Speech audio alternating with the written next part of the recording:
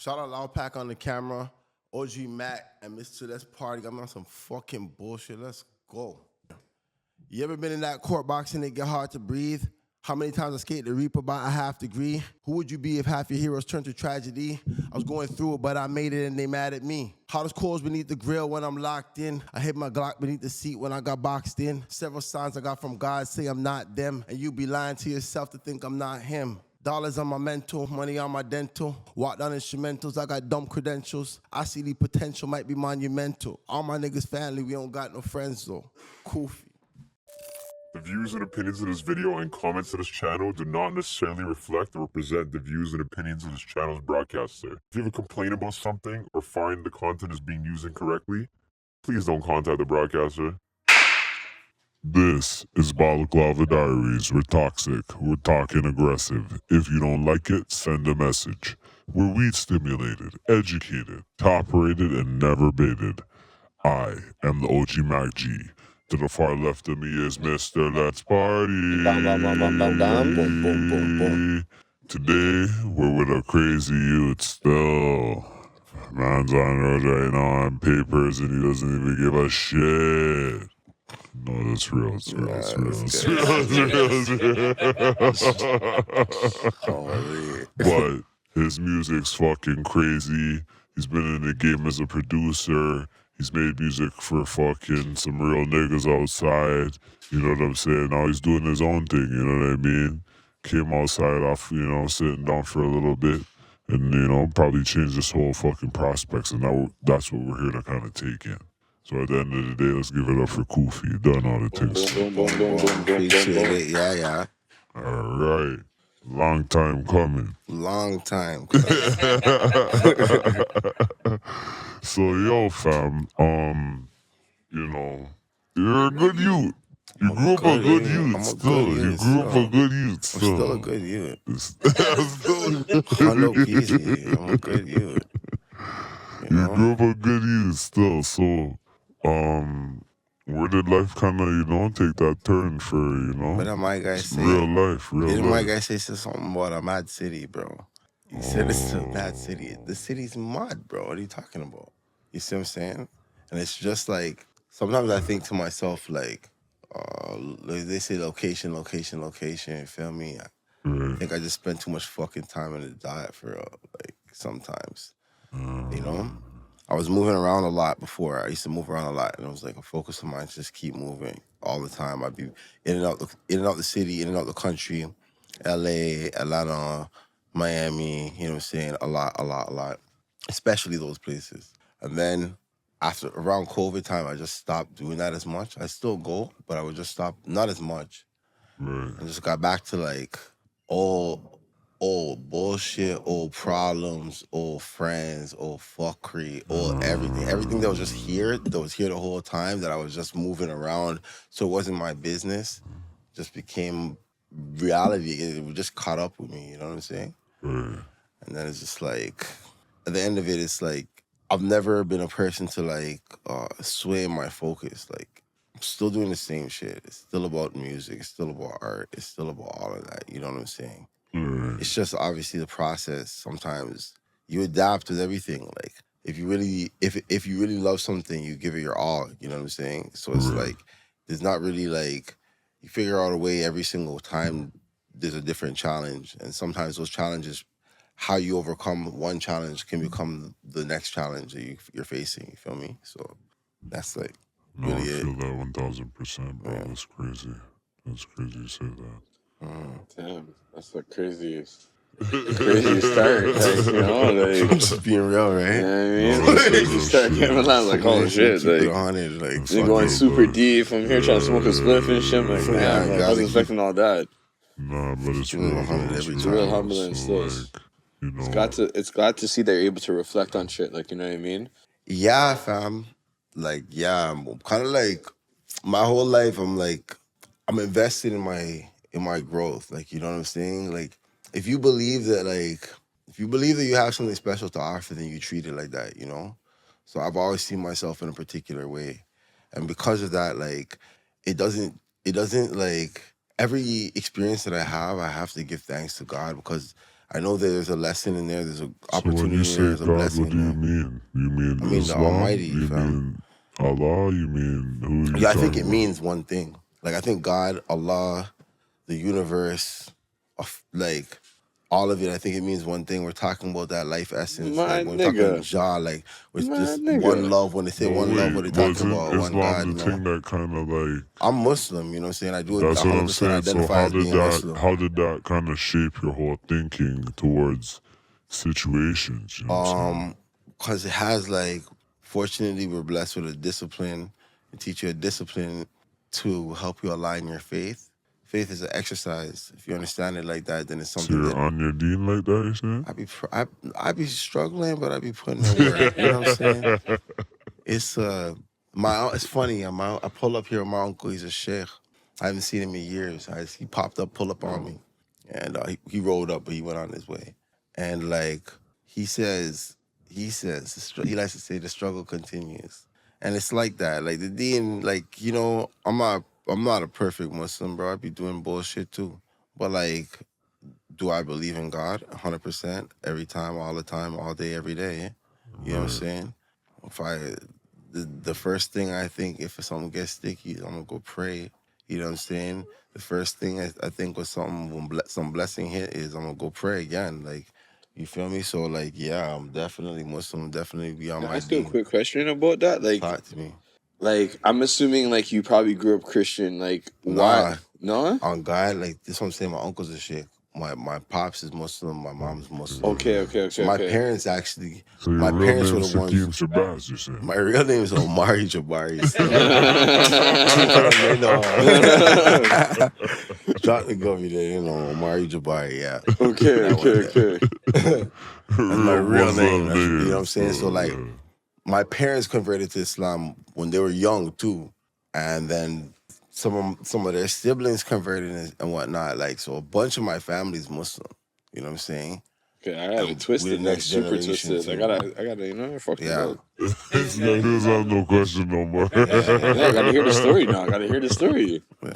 So growing up in Muslim household, being You guys were getting the stricters. You guys were getting the stricters. The beatings.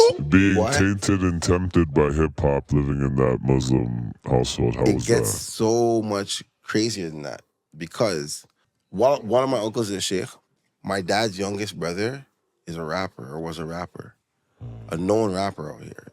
Okay, but early days rapper. Like first time I met Jelly Stone, he gave me a crazy. I don't even know how we ended up on the topic of my uncle, but we ended up on the topic of my uncle.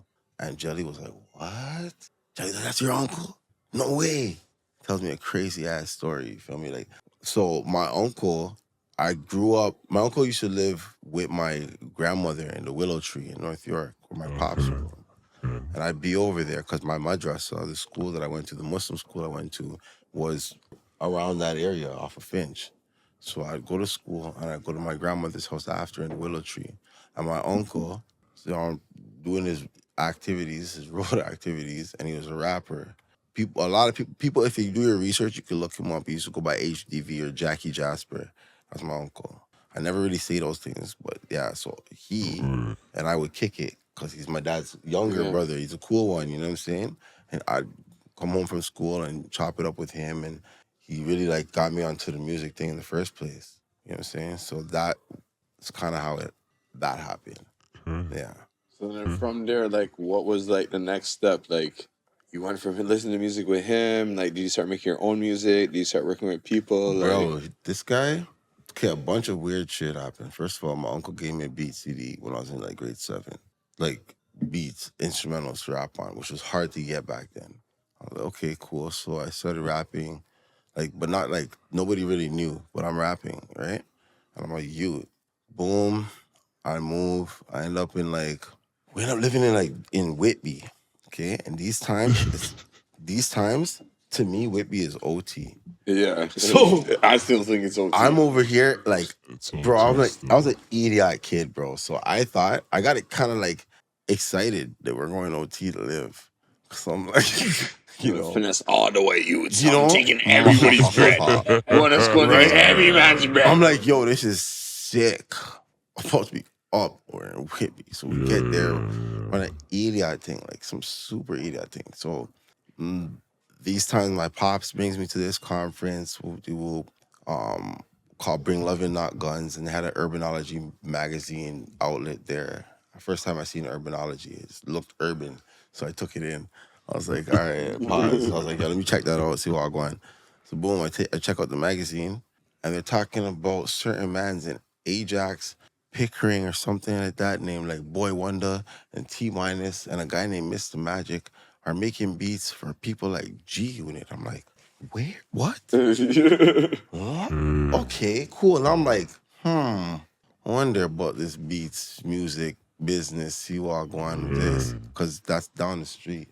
Bro, I start cooking up, I start making beats and shit by another random happening. And a few years later, I bump into T Minus. Like, you know what I'm saying? Like, just literally like, I was working at HMV, and at the time, Holy. I was working at HMV. Nobody knows about these stories. People are like, what's this guy talking about? Just this ancient structure. And somebody asked me, some old head asked me, yo, you don't know, he's like, yo, you don't know hip hop, you don't know Pete Rock, right? He's like, who's your favorite producers? And I'm like, Boy Wonder, T Minus, Kanye West. He's like, you don't know nothing about no rap. He's like, go watch these movies. He's like, like, what's the fucking movie? Crush Groove? Crush Groove. Belly. Yeah, you know what I'm saying? I'm like, bro, okay, whatever, right? Fam, T Minus walks in the fucking HMV. I'm like, yo, this is an old school thing I'm about to just say right now. Yeah. Niggas are gonna faint when they hear this one. Remember when a BlackBerry was bullpen? Yeah. And it was like, and BBM was a thing? Yeah. Okay, so BBM is a thing, right? And because BBM is like not really your number. Yeah. It's a pin. And me, I was always like, bro, I was working So at you had your HMV code out. because You had your code out. You're like, yo, take my code down. watch this. This thing is done. Nobody knows this. It's like 100 years ago, so I don't mind saying it now. Fuck it. It's an old thing. Before I was at HMV, I was scamming. See, bomb. No, bam. Scamming in the Bang it up, dog. No stress. Bang it up. Don't yourself for dog. Listen, I was scamming at Best Buy. You're on the right podcast, brother. No stress. I was scamming. So I had phones. Okay. Okay. So these times, I'm working at HMV. Man's at HMV don't have Blackberries unless they do other things. Like, what do you mean? You're on Blackberry money, bro. So boom, T Minus gets up to the front and I say, yo, you're T Minus, right? He's like, yeah. I'm like, yo, let me get your pin, bro. And you know, he like scanned it there. It was like a quick thing. I can't remember if it was a scan or what it was. Scanners,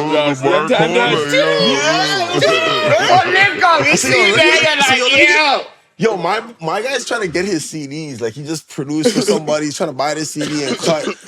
I'm the cashier. I'm like, listen to some samples, bro, I'm right now, I'm the captain, brother. You're trying to buy anything? You're trying to make a purchase? All you need to make this purchase is give me your BBM. Simple transaction. You give me your BBM, I'll let you make your purchase. You're gonna have to talk to my manager. I read it. You're gonna have to talk to my manager. He shows me his phone. Beep. I'm like, all right, cool. I start spamming cuz beats. I'm making it. I'm gonna make it. Every day, 300 beats. You know what I'm saying? Until at a point, I'm like, bro, the fuck, this is hard. Pull up. And pull up, and then we just kind of vibed, you know? And it's like all the time, pull up. And I just learned a bunch of shit. You know what I'm saying? Learn how to mix my music better, or how to sit my, you know, how to produce my music better, more clean, you know, more like understandable. Because I think even funny enough, we linked before that. The first time I met this guy was before I met T. It's crazy. Yeah, like right before. So by the time this is happening, like my beats are getting cleaner. You know what I'm saying? My mixes are getting cleaner. My confidence is getting greater. You know what I'm saying? So it's like that for me kind of that's like one of the moments that kind of set me off. Like, okay, 100% I'm doing this because like a bunch of shit happened because of that. You know what I'm saying? that might not have transpired in the same way. Eventually, it would have happened, but the way that whatever happened and how I posture about my shit now is because of that type shit. You feel me? You into the man you are now. Definitely push you to the man you are now. So like, yo, what are some artists that you work with during that time? Like, a couple like Jay Critch, Roy Woods, 1, 2s like that. You know. Okay. That's dope. Still, like, couple out here as well, but I don't want to even like, you know. You what? I don't. It's okay. Sometimes like me, I like to make music and I don't like to make mix up. Sometimes people like to mix up the music, like mix up with the music. I don't even give a fuck about that shit, like, cause to me it doesn't allow for the music to be as like potent as it needs to be. Like you can't be as if we're caught up in the antics and we're not listening as clearly to the music sometimes as like I think we should. Like, and it gets like it's cool and shit, it's fun and shit for the moment, but like the antics, I don't like that. You know what I'm saying? So to paraphrase, you mean to say that you're not really getting with people based on their clout. You're trying to find real music. 100% never that. See, from my perspective, it's not like I'm not trying to. It's not a clout thing. It's more so like people like want to hear the background, like how things are made, how things are understood, like how like. You know, like it's like, yo, how did this happen? Like, how was that beat made? Like, how do you guys come to the studio? That's where like my perspective is coming from. It's not a thing where it's like, yo, obviously the accolades are there, you know what I mean? But it's more so for like people to understand, like, yo, you can teach them something like, yo, I went in the studio, I did this, like this is what we did. Like, honestly, little things like that. Me, I feel like I'm more like on an underground thing. Like I work with a lot of people like early in their career, you know what I'm saying? Like, okay, some more like YG, Jazz, Cartier, you know, 1, 2s like that. I work with them early in their career, everybody. And I feel like a lot of times how those ones happen is like just by actually being active in the community. Like people really actually know you, not on some fake shit. Like you have to actually be in places and connect with people on a real level. Like, and that's just what it is. And I think that over time, like while you're honing your skills, it builds value with your community because you have value in the culture. That's so when did you go from saying fuck giving my beats away to I'm gonna rap on this shit my goddamn self? COVID. COVID really. COVID changed beers. Man, so like, yo, you can't buy the beats, fuck it, it's mine now. Yeah. COVID made it ignorant for real. God worse than COVID. Fuck it. You know what I'm saying? So, yeah. COVID made you ignorant. No, it just made it just it. That's why the black kicks on. That's why the black kicks on. Yo, you know what happened, fam? It was just harder to make music in the way that I was accustomed to. Like, I'm not linking up with people as much. People are moving funny. Like, the studios they shut down Bear Studios. Sure. These type of things, you know what I'm saying? So it just got more and more difficult, bro. I had a little 1, 2 sponsors and shit. And before that, all that shit lock off. Because there was like shipping air issues over the different stuff happened. And I was just like, nah, back to the basics, fam. Like, sometimes it's like, how do I even put this? Like, it can be, it's like simplicity can win, you know what I'm saying? You just feel like keeping shit simple sometimes is a better vibe. Keep it simple, stupid. Keep it simple. Like, after a point, I was like, bro, like, I don't even, like, I actually don't give a fuck. It's really what it comes down to. All I care about is, like, I do really love making shit. Like, I like the art, I like money, and I don't like the in-between parts so much. You know, like dealing with other niggas and what they wanted to fix the beat. Like, I wanted to drop here, not there. This like, guy's like, going to the studio, man saying, yo, here's your dinner. Don't ask me again for no more questions. dinner up on the table. Oh, you don't like cow food? Don't talk to me again. It's there. You don't like cow food? That's what's there, though. You know what I mean? Like cow food? Yeah, not goddamn nothing. You know what I mean? Yeah. Gas a beat, yo. So the cow food there. You know what I mean? 2 beat to that. What do you mean, bro? One plate, yeah, I guess. Nah, you know, one plate, yeah, I can't change your plate. I so like. Hold on, wait. Yeah, go on. Wait. So you have this thought process now based on the fact that you've been through whatever. You're making beats with Petit Minus. You feel like you're hyping, you know what I'm saying? So, blah. Doing music with people Where does this take this shit? Like, we're hearing about you, then we don't hear about you all of a sudden. Bro, because you know it's what? It's just all of a sudden there was this just disappearance. What happened? I felt like I was doing too much to like present myself as a beat maker or something, one. And bro, I have to get some money, bro. Real shit. I have to get some goddamn money, bro. I'm gonna keep it 100, man. Like, bro, my belly was griping me. I ain't got no cold foot. Couldn't buy a fully beef and rice. You know what I mean? Things I forgot so. You know what I mean? A long time. This nigga said, I'm leaving with some. You know what I'm saying? Like, it was. I felt like, honestly, when I was focused on being a producer, there were times when I feel like I confused myself on this thing where I was like, I was trying to like chase placements. Like I got in this mode where I was like, yo, I need to place beats and place records, placement.